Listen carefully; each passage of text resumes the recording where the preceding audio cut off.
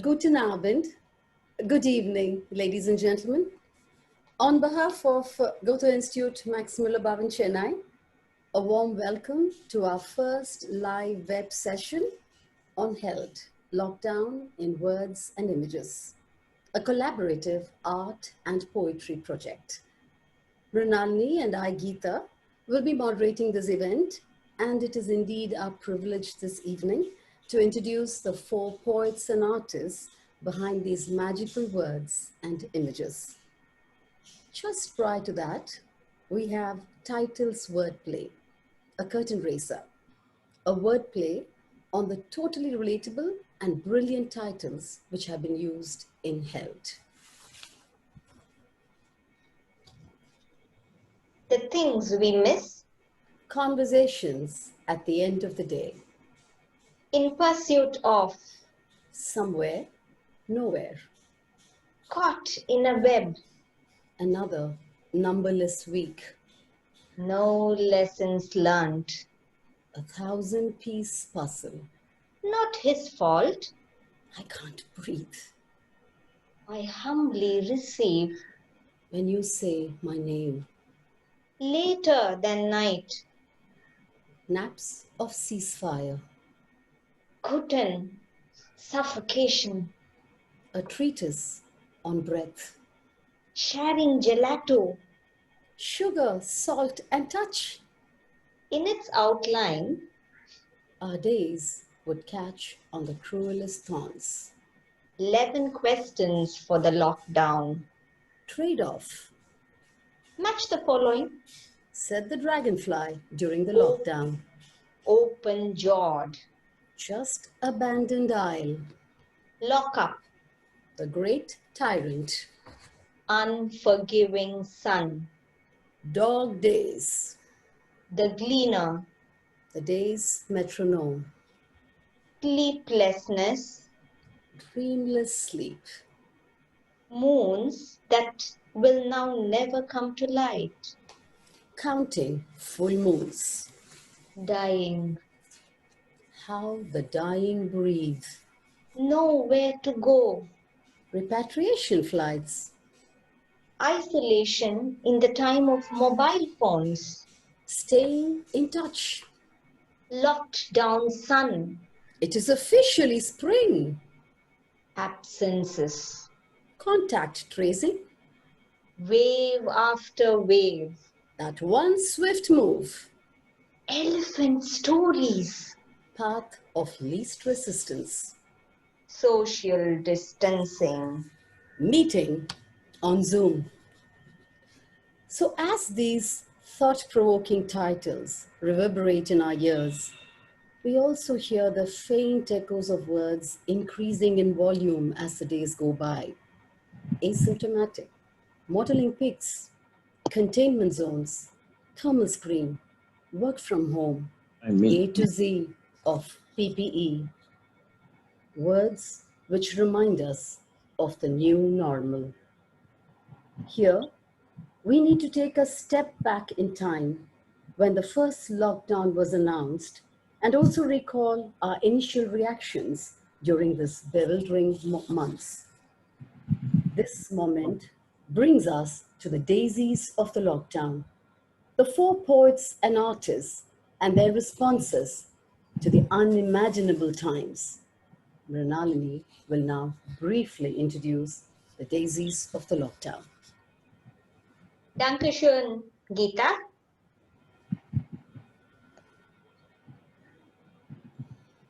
Soothing, translucent, transcending, softly touching and settling down deep. The handmade touch adds to the personal deliverance, subtle and suggestive, yet carries us across to the beyond. Visually faded, quite often lonely, but experientially strong. Her haiku journey started 15 years ago. Her haibun has been included in the Gen Juan anthology twice. She teaches English and Japanese. She's interested in music and the visually musical calligraphy. That's none other than our dear Geetanjali Rajan. A bold and direct expression through an artistic combination of nature and mundane man-made articles, discreet and well composed, a strong communication through fiction in artwork and photography. With her artistic vocabulary, she knows exactly what her viewers are to experience, intimately expressing lone distances with a touch of melancholic comforts. Running the online poetry space Daily Riyaz for more than a decade, her art photography is on permanent curation at Wonderwall, India. An associate professor of literature and arts and director of the Center for Writing and Pedagogy at Kriya University. Who else other than Ananya Das Gupta? It just holds your breath effortlessly, long and strong that it is hard to break out from it. It is with her words that she does all this to us. Every set of words travel to different corners within us, unable to settle down in peace. The pain within is let out as a sigh of words, not gifting relief, but as retellings of compelled experiences, a sure indication of discomfort, yet assuring hope. A poet and a writer, a creative teacher, not only to students at IIT Madras, but to all of us. In every verse, she's so multi-perspective that something else is learnt every time you read them. Srilata. A pair of eyes longing to look beyond all barriers, lost in sudden emptiness, caught in anxiety. She releases herself from the hold, her heart opens, and then in anything and everything, art pours out, revealing herself in colors, forms, views, punctuated with painful realities around in pixelated black and white drawings. Something opens within, and in the same suddenness, one sees everything. A stunned being revealing stunningly. She is multifaceted, intimate and personal, engages with the environment, innovative in public spaces, has pioneered not only the form of drawn sculpture, which creates a sense of touch that one can feel just by seeing her work. She was the one actually who sparked this innovative project held. Yes, Parvati Nair. And that brings us to the team Gitanjali, Ananya, Srilata, and Parvati, who came together without having this idea of coming together, with just the spark that has brought them like this together.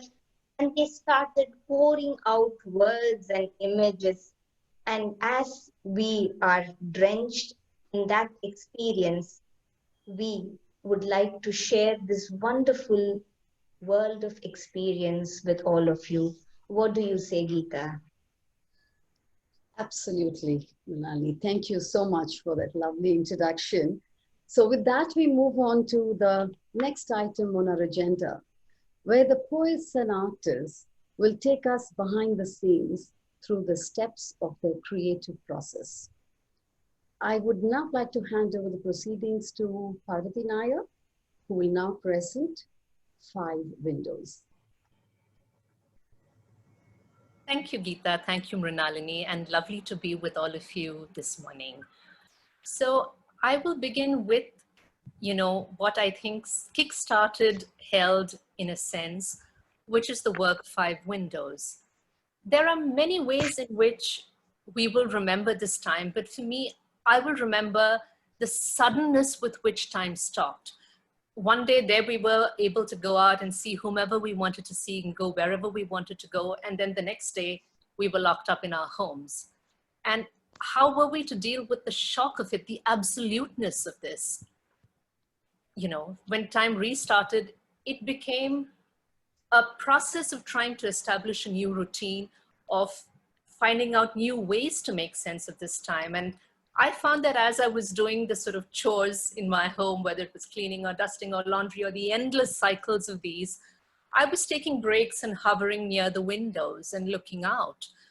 I found in these moments a way to sort of re-see things I had seen before, to see new meanings and new imaginings in familiar objects. So on one level, there was the playground 8 stories below where my daughter used to go and play, but which was now empty.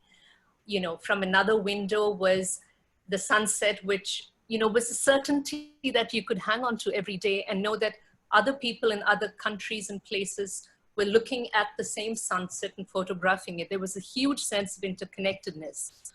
Without plan or purpose, I began to take photographs of these things that I was seeing.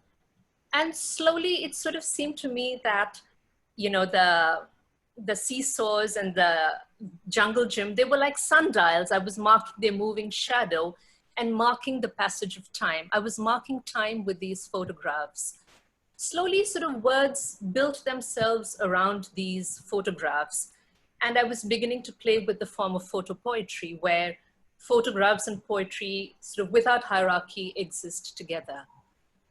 I kind of thought about these and I thought, well, in a way, this is how I'm making sense of this time, with the computer, with the images, with the words. And I contacted my friend Srilata and said, what if we kind of got a group together to talk about this time through words and images? And that's how sort of Hell was born. When it started, I had no idea what my photo poetry would mark. Was it a moment, a singularity, a day, a month, a year? I still don't know. But it's there to share with you. And I think the provisional nature of it is okay. Thank you. Thank you. Thank you, Parvati, for that poetic touch and letting us into your house and looking at things through your window. It was such an ethereal experience for all of us. Now I would like to call upon Srilata, who would talk about moons that will never come to light.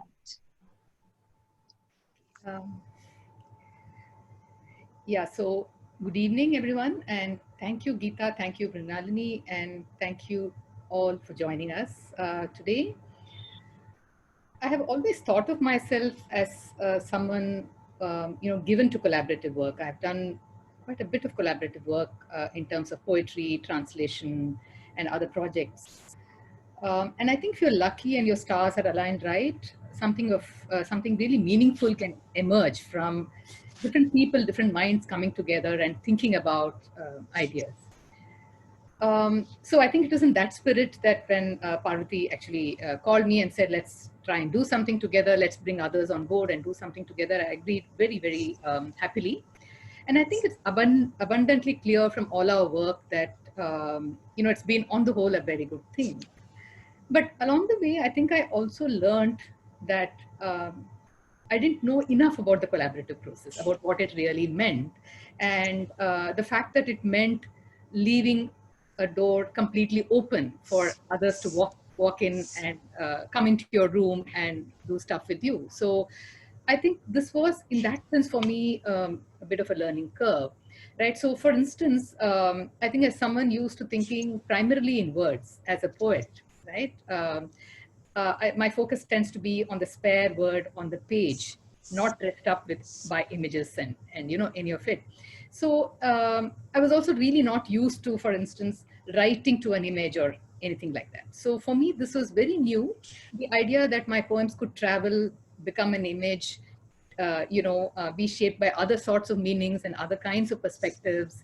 And I was a bit reluctant, but I sort of jumped in maybe head first, because if you can't do it with a group of people who are such lovely artists and poets, who else can you do this with, right? So at the end of it, I think all of us and me also, we found ourselves caught up in a sort of a maze of collaboration. So I think if you look at this slide that's up there with this poem, Moons That Will Now Never Come to Light, I would like to tell you a little backstory. And it's a very complex, very sweet little backstory, actually. So the poem actually goes back in time to one of the first poems that I uploaded on the site, which is called Our Days Would Catch on the Cruelest Thorns. In response to that poem, Gitanjali actually wrote a haibun, right, Itadaki Masu.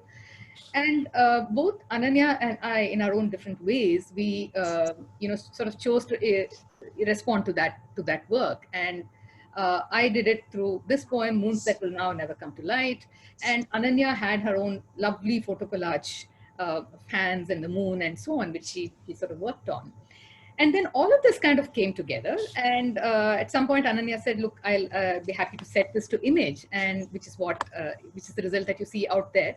And she worked on, I think, multiple iterations till she was happy and I was happy. And, it has been quite an amazing process.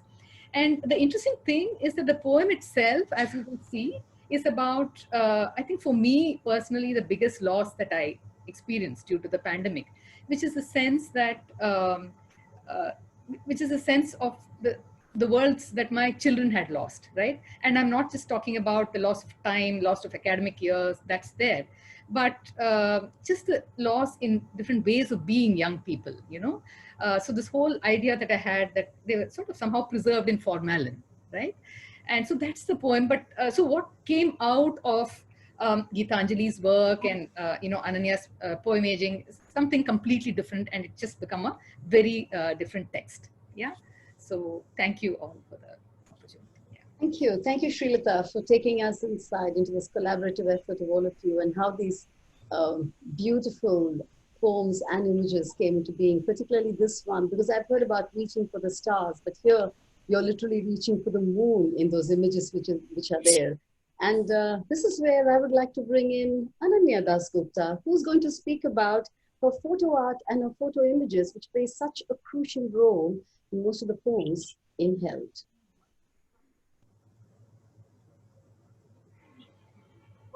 Yeah. Thank you so much, Geeta and everyone else at the Goethe-Institut. And thank you, Parvati and Srilata, for sort of leading the charge on this. I want to follow up on much of what Srilata has said, but I will come to that. I will start with what you can see on the screen right now, something called the photo art. So this first series called this first series of photo art is called Lockdown Vocabulary. There's going to be another series in the fourth upload that's not up on the website yet. But I want to spend a minute to think about what photo art is. In fact, Parvati was the one who asked me. She said, why are you calling it photo art? And the reason for that is this. We expect realist representation from photography. We expect that photographs should show us reality as is. And COVID-19 has shaken the status of what is real. Photo art lets me represent the fantasy of experienced reality. Our subjective realities are, after all, fantasies. I'm sure most of us hadn't heard of Zoom calls before March 2020, but here we are. And I'm fantasizing my ideal Zoom call while being locked indoors. Many, many calloused feet, deeply wounded feet were made to walk home in March and April because of the fantasy of a total lockdown and what it could achieve. We are all still waiting on the daisies, of course, the fantasy of pills and vaccines that will free us from our quarantines and isolations. As you can see, this is photo art because I combined photography with a free hand of relocations, layers, and distortions. I took the poetic license granted to artists. Could I have the next slide, please? And the second category of work that I want to talk about is called poemages. And this sort of goes back to what Shrilata had started talking about. Um, uh, I had been doing poemages. I had been combining words and images, the idea of imagery in art and poetry, and putting the two together to see what happens. But I had been doing it only for my work. But with this collaboration, something else happened and deepened my work of poemaging. The poem by Shrilata, and you can see that on the top left of the slide, called Thousand-Piece Puzzle, that Shrilata also referred to earlier. The poem by Shrilata, Thousand-Piece Puzzle, is a response to a poem series by Parvati that was inspired by a jigsaw puzzle that Shrilata's daughter was making on her living room floor. And Shrilata took a photo of it and she gave it to me, and I used that photograph to create this poemage. The haiku by Gitanjali, which is right below that poemage by Shrilata, right below the photo of Thousand-Piece Puzzle by Shrilata, this haiku by Gitanjali pivots on a photo of a fallen champa flower that her daughter took, and I made a photo art out of. So when I poemaged these, I worked with the works of lots of people. All my poemages are responses in gratitude and homage to the labor of more than one person. So poemages are also poetry and art in homage.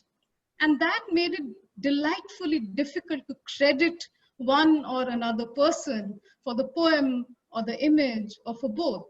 Whose work is it, we asked. It's all ours, is what now we are saying.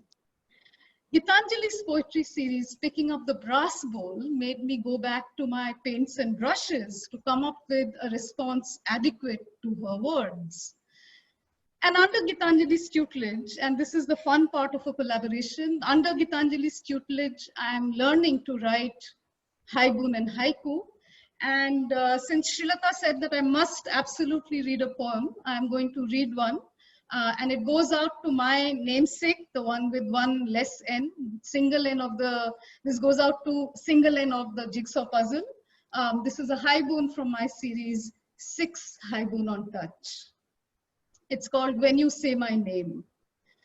Returning to the breeding grounds from their hunts, to a colony of clamoring thousands, penguins find their hatchlings by a unique call. It's a given, our names. It's the deep call we hear when some people say it. When they say the word, it is us in sounds. If sounds can touch, it is how some people say our name. Named so, too different to truly know. Thank you. Thank you, Ananya, for that very, very insightful ending, yeah, which we could all absolutely relate to.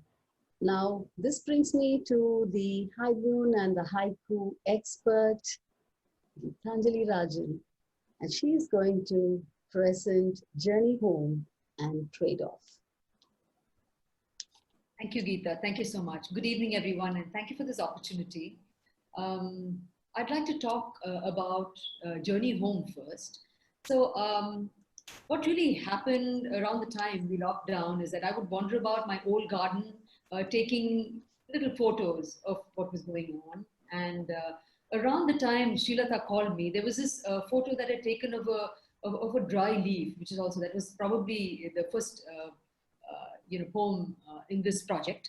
Around the same time, I'd taken this photo. I'm not a great photographer, but this image kind of really captured what we were going through for me. You know, that dry leaf, the yellow leaf, trapped in the web, is what actually described most of what we were going through, the world was going through. It was a kind of a suspended animation of sorts, I think. There's this leaf that's traveling down, and it's caught mid-air, right, in a web. And possibly that's what was happening to most of us. We were going somewhere and suddenly there was this pause, right? So with that, came in the words for the poem. May I have the next slide, please? So I would have put both the poems together in a different way, and just, because of its association with journeys, what it brought to me was the journeys of people walking 400 kilometers trying to get home. There were parents waiting for their children because there were no flights and they were desperate to get out of certain countries.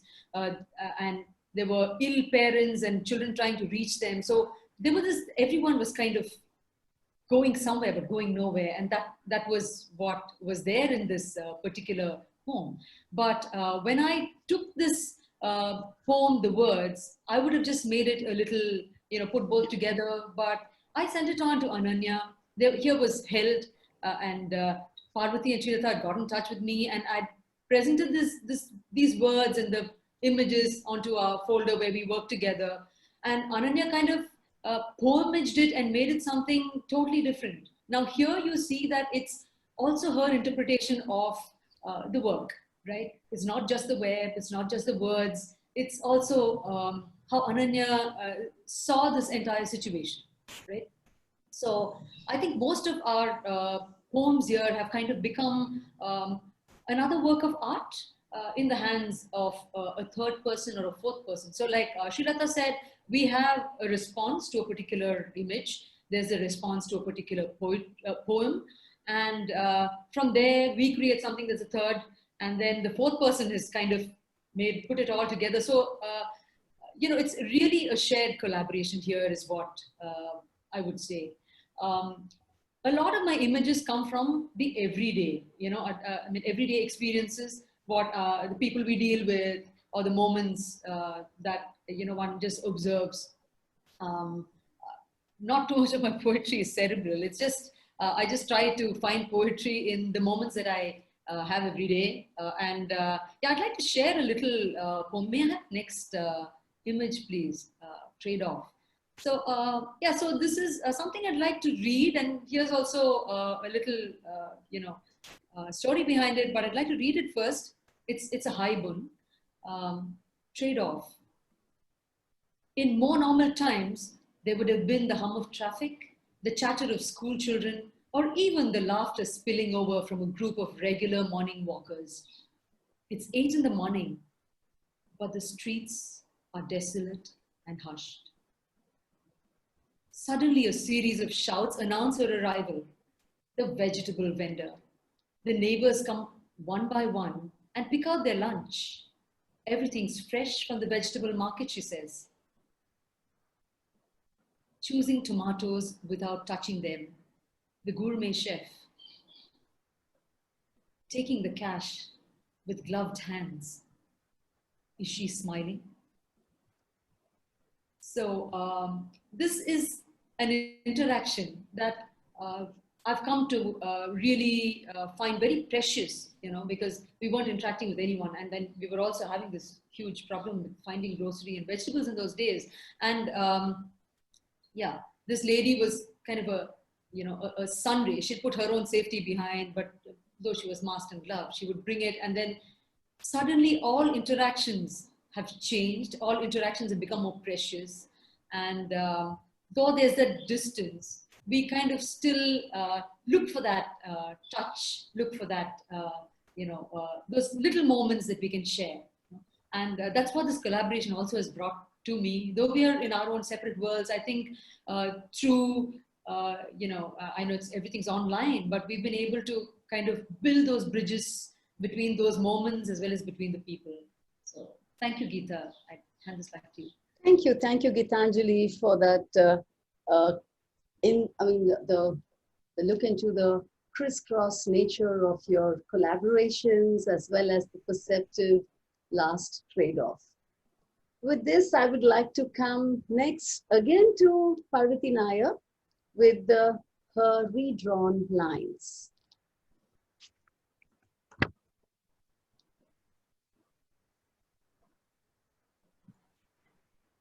Could we hold the slides a little bit for this so, we could No, starting with the first one, please. This is the last slide. Could we have the first slide, please? The one before this.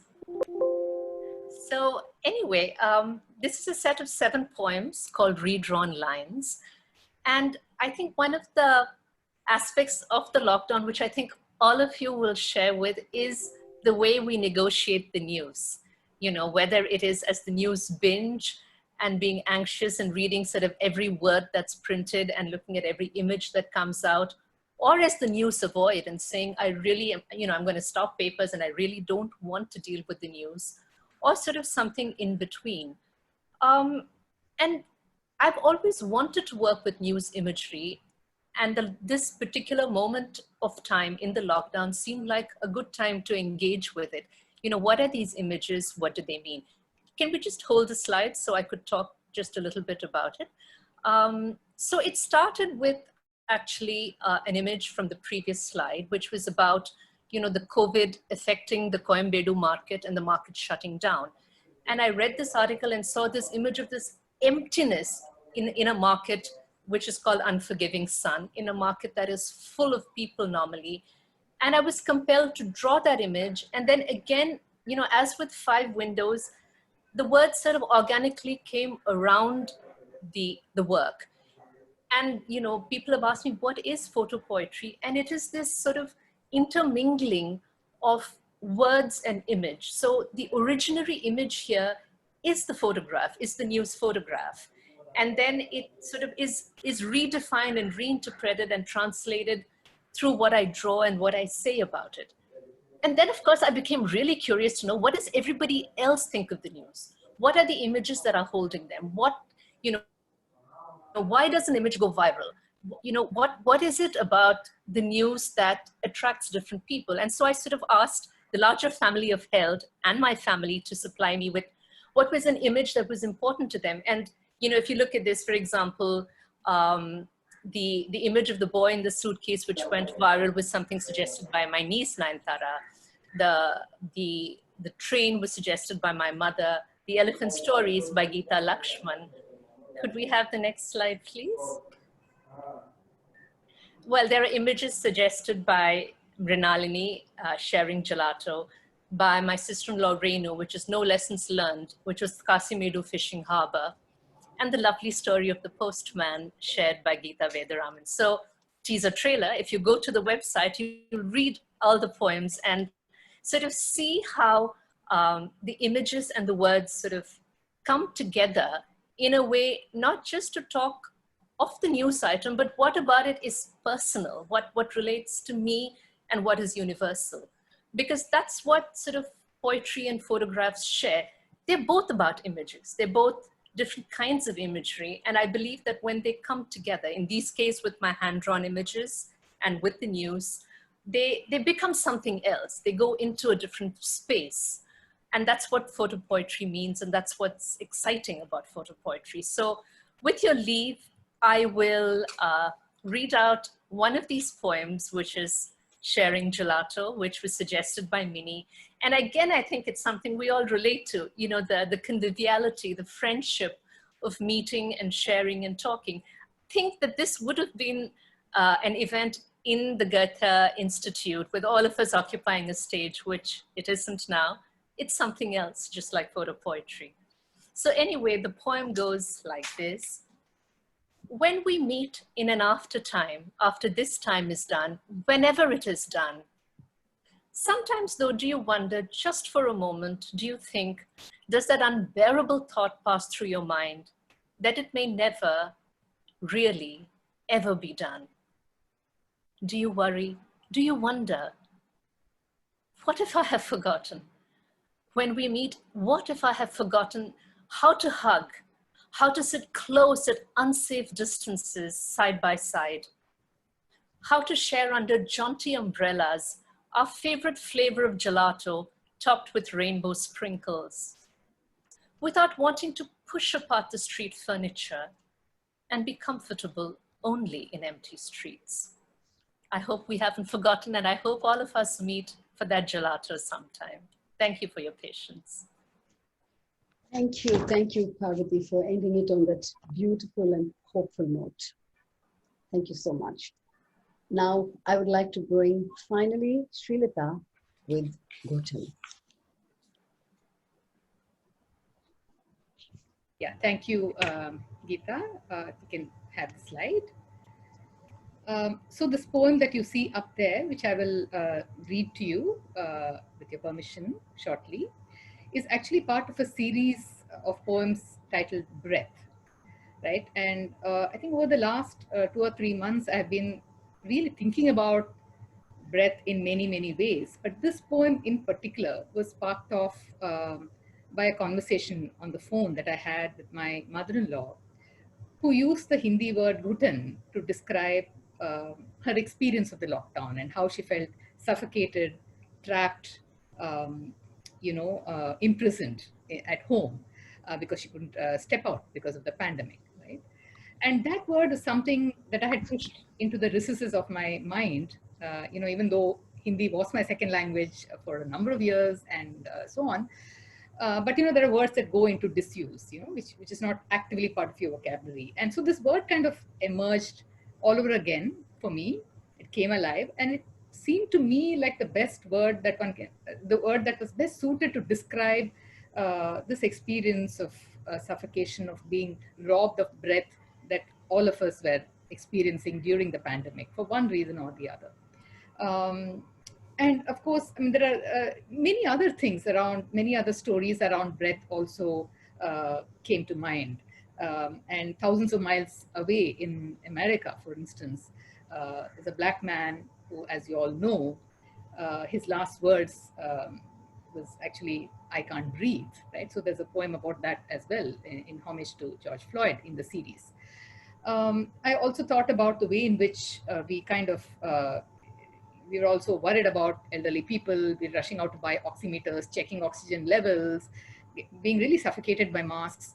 So the whole idea of breath came together, and somehow this poem seemed to be like a fitting beginning to that series. And as you will see, I've sort of come right back to my comfort zone of poems as spare words on the page. It's not been set to image or anything. So if by your leave, I'll read the poem. Guten, suffocation. "I feel a certain guten," she said, using a Hindi word I have almost forgotten. But no, in my bones, in my skin, here in the voices of friends I have been calling in turns, one of whom tells me she can't breathe. It is guten I see in the eyes of the young who walk the empty streets. It's guten in the playgrounds without a childhood, in a childhood without playgrounds. It's guten in the souls of old women who stay home and stay home, dreaming of mangoes. This season, I'm told, even the mango trees are heavy with guten. Thank you. Thank you, Srilata, for that poem, which actually touches deep place in all our hearts. I'm sure all of us here would like to go on asking them more and more questions, but unfortunately, we are coming to the end of this session, and I'm sure you're brimming with more questions after hearing all their presentations. So what I would suggest is, please post your questions if you have any in chat.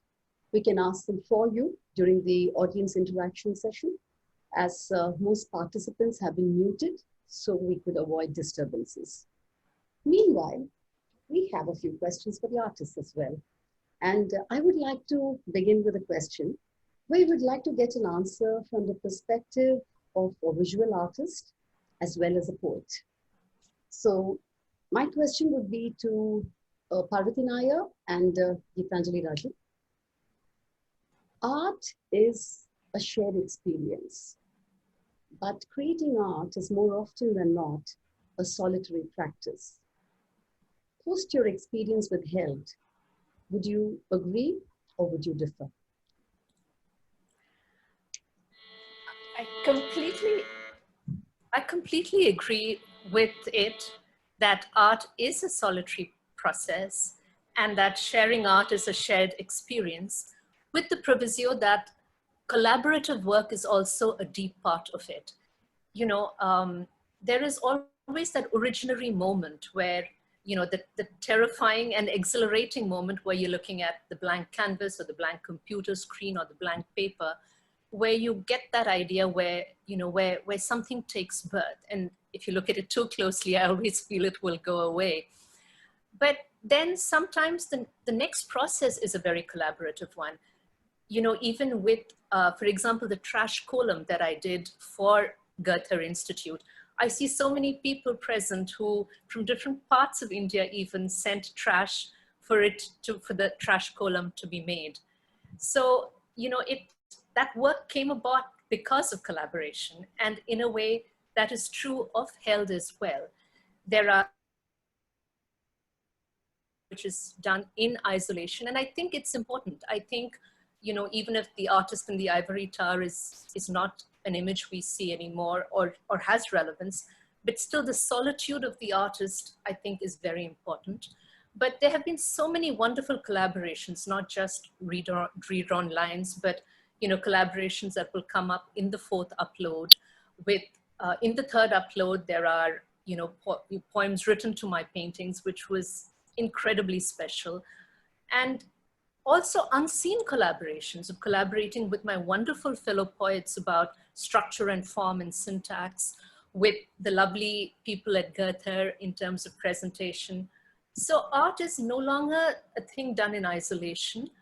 It is something that is experienced, I believe, first by the artist, who translates that experience into something that you, the viewer, can see and catch hold on to and then share. And then I do feel that everything that is shared becomes part of the artwork. It's a very powerful idea that you, the viewer, gets into my head and sees the world in a slightly different way with that experience. And that can only breed more tolerance and more understanding of the world. So yes and no, it is a solitary experience, it is a collaborative experience, but yes, it is a shared experience. Anjali, would you like to weigh in on it? Yes, thank you. I think I agree with almost everything Parvati had to say about art being a solitary practice as well as a shared experience. But see, when for me, the moment that's experienced is, yeah, it's done in solitude, because there has to be a stillness for it, a stillness in me as well when I experience that, because that's the kind of poetry I write. I write haiku and related genre of poetry. And in this haiku tradition, there's also this tradition of collaboration where you write linked verse. And I've been part of those kind of collaborations for over 6 years now, where each of the poems that you write are linked back to the previous verse and to the others also who contribute to that particular, it's called a renga or a, or a renge.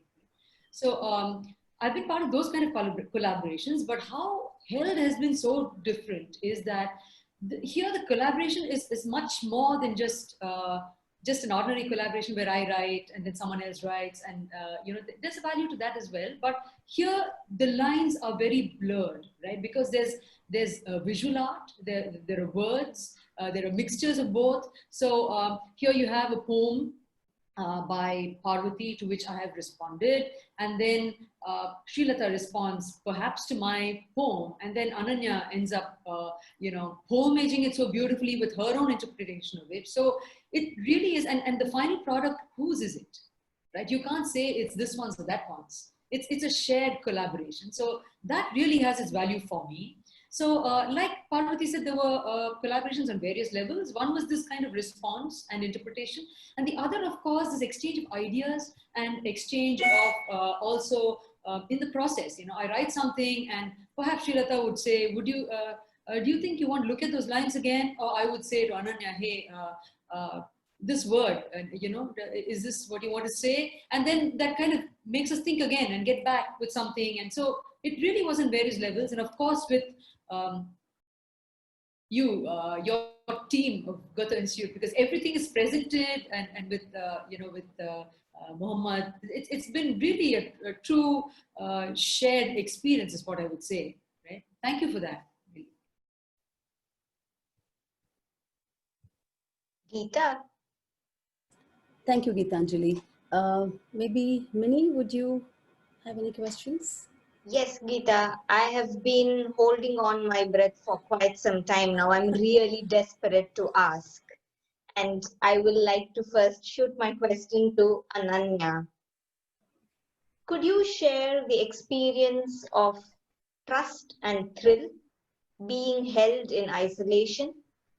Having experienced it, how have you recreated it for your viewers? Thank you, Midi, for that question. The thing about trust is this. We are only called upon to trust something when there is absolutely no reason to trust it. If there is any reason why we may trust something, then that's not trust, right? So we're called upon to trust situations when there is no reason for us to do it, except that that's the only thing we can go by. And part of this lockdown has been that there is very little reason for, I mean, climate change scientists are telling us that the world might end in 10 years or less, right? The way the pandemic is going, vaccines aren't there. We don't really have adequate data about anything at all. We're just going on trust that there's a tomorrow and a day after tomorrow. So that's what trust is. So that's where I come to trust from. A belief, a faith in an idea, in a phenomena, in life itself, when there is very little reason to believe it. So then the next part, thrill. What is the thrill of trusting? Exactly that you took that blind leap of faith, and maybe it turned out that you were not on a wrong footing entirely.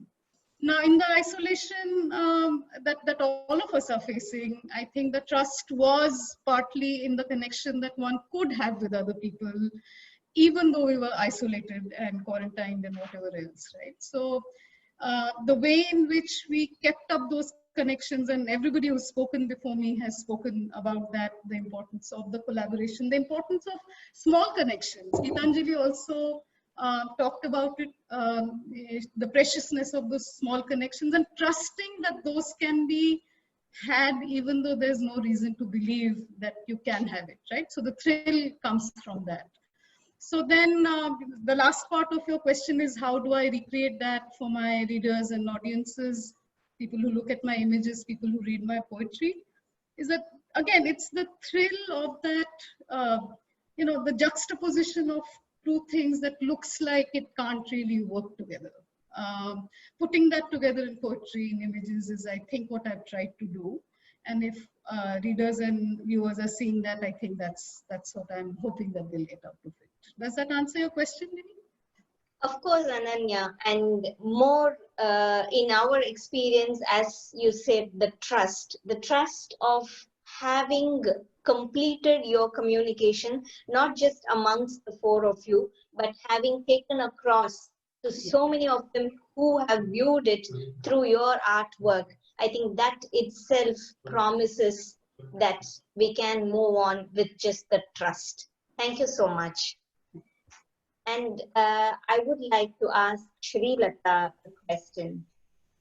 What would have been your medium for creative expression, if not these words, nor these images, and why? Thank you, Minnie, for that question. I have often asked myself this. I'm such a person of words, as I already said before. And as a child, I actually had this little secret book in which I would write incredibly, mushy, sentimental poems about loneliness and all of that. Right. So that's how I always been.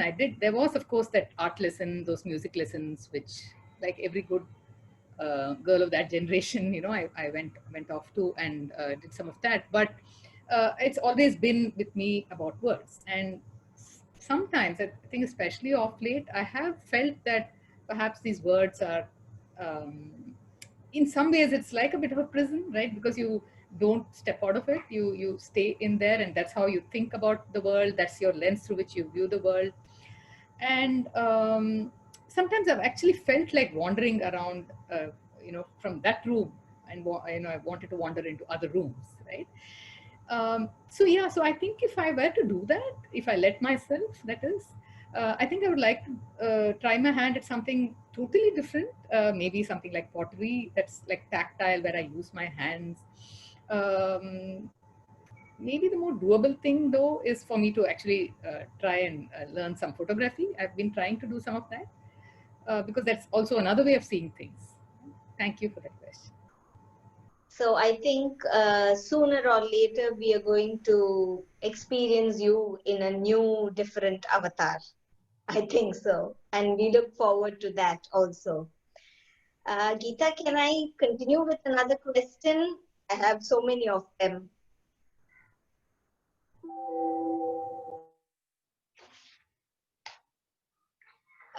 Okay, now I have a very special question to Geetanjali. Geetanjali, what, in your opinion, is the one character that every artist needs to possess, an utmost necessity? Thank you for that question. I think it would be authenticity. Right? I think if you're honest to the experience and honest to yourself, then the art will speak for itself, is what I believe. Um, yeah, I think there are other things like inspiration, staying inspired, creativity, so many. But I think eventually that if it has to speak with and if you have to form your own style, I think it has to be authenticity for me. Thank you so much. One can feel that in your works, that you're so true to it that you get lost into it and you make the viewer also do the same experience. Thank you. Thank you I so have much. felt that. Thank you so much. And may I ask Parvati, Parvati, being locked up in an apartment, yet this question comes to you. Could you explain the word freedom in your experience and expression as an artist and as an individual? Well, I mean, to create, how can you create if you don't have the personal freedom to say what you want and how you want it, as well as the larger arena, a larger socio-political, cultural arena in which to say these things. So I think freedom ties up hand in hand with creativity. But sort of, since you've asked the question also in terms of the lockdown, I think it's important for me to say that I do believe that freedom comes with a certain responsibility, a certain sensitivity and care to, to the family, to the community of artists you work with. Um, for example, people going out without face masks. Yes, face masks impact on their freedom, but if they don't wear it, they are impinging on the freedom of other people. So I've always believed in freedom and, the freedom to do what you want, but with that sensitivity to be loving and caring and to hold the people that are close to you in the orbit of that freedom. I think that's important. That's wonderful, Parvati, because I feel as an artist, you have a lot of responsibility also towards the society. And that freedom, what you have explained with that sense of balance and consciousness, is amazing. Thank you so much. Geeta, should I continue or would you like to just take over another question? Geeta, you're kindly unmute and Yeah. I think it would be, I do have a lot of questions, but I think it would be best if we post it in their blog. So we would take less time because we're coming to the end of our session.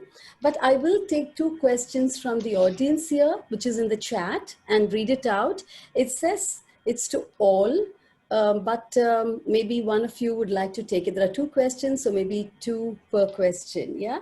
One is from Lavanya, who says that I would like to hear from the artists and the poets. Were you able to look or experience positivity, peace, and hope during this lockdown? And how did it reflect on your ideas and work? who would like to take this? May I take this? Please.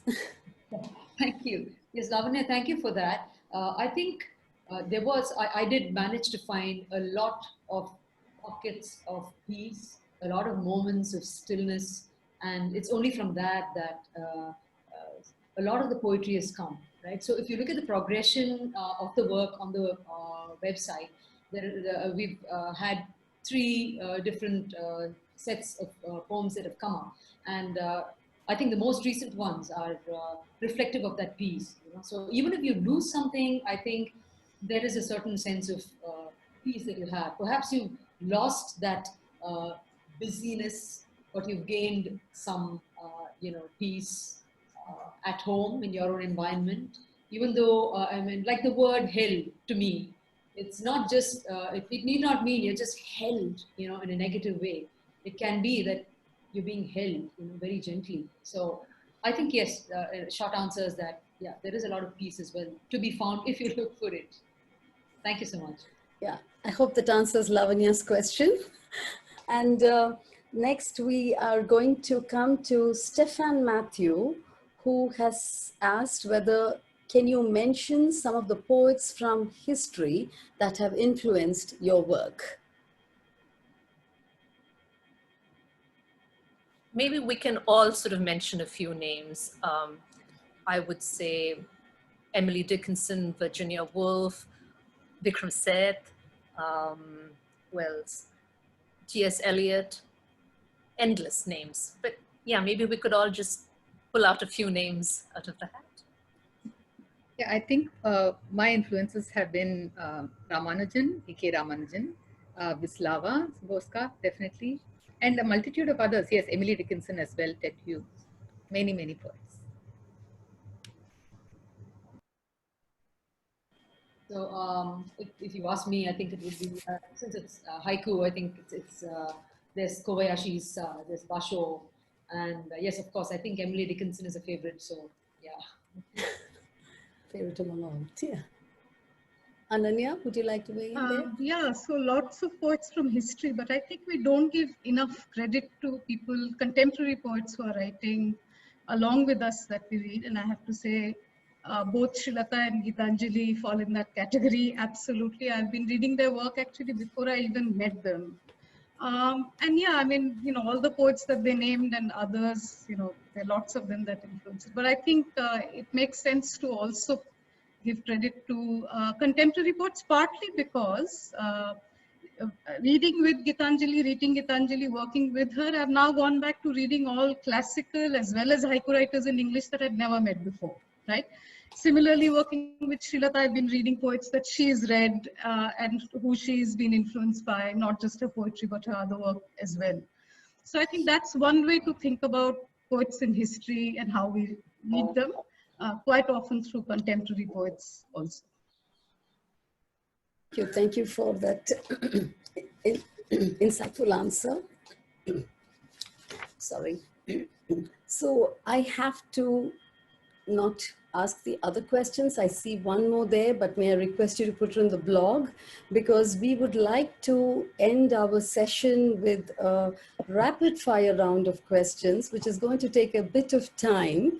So please, I beg your patience for that, because this is going to be a rapid fire round of questions to our poets and artists, where for each word that we utter, they will have to jot down a one-word response of the first word that comes into their mind. Thereafter, we can review their responses. Everyone in the audience is most welcome to participate as well, and you can post your responses in the chat. Meanwhile, I will hand this over to Mrinalini. We are good to go with the rapid fire. Thank you, Geeta. And are you all ready? The team gasp with your pens and papers. So here we go with the rapid fire. The first word, breath. The next word, rhythm. The next, comfort. Here comes missing, missing.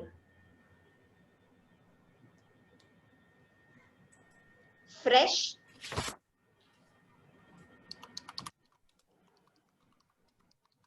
memory, and finally, hope. Now I would like to read out all these terms once again, one by one, and I would like you to kindly read out what you have jotted down in the order of my favorite gasp. Gitanjali, Ananya, Srilata, and then Parvati for all our viewers. So here goes breath, Deep. Mask. Awareness. Is it, oh, we are each sort of, okay. I've said ozone. thank you. And the next one, rhythm, Music. Rain. Dance. Bells. wow. Comfort, Held. Dogs. Room. Cushion. Srilata? Cushion. Okay, wow. And what have you been missing? Strangely enough, space. Ananya? Next, juice. No, sorry, what was that? Pieces. Shoreline. Srilata? Shorelines. Absent. Absent. What is still fresh? Spring. Juice. Srilata? Daughter. Oh, Rasam. Rasa. Oh, So cute. it's already appetizing. And Parvati? daughter. She stays Okay. fresh.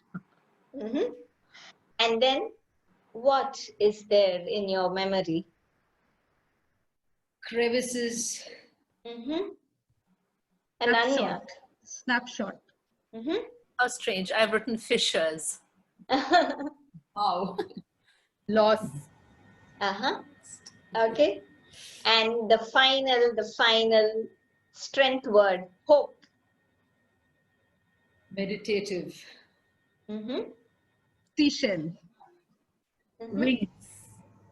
Tiptoes. Wonderful. That was such a lovely rapid fire round. And I think with that, we are almost coming to a close of our web session. May I hand over once again to Geeta to complete the circle and to give us our closing remarks. Thank you, Mrinalini. Yes, I would say this does bring us to the end of this session. And here we would like to thank the poets, the artists, as well as everyone in the audience for joining us this evening. If this webinar has induced your thirst for more, we have a treat in store for you. We've saved the best for the last. The third upload of Held was done today, so do visit www.projectheld.in for more. Auf Wiedersehen.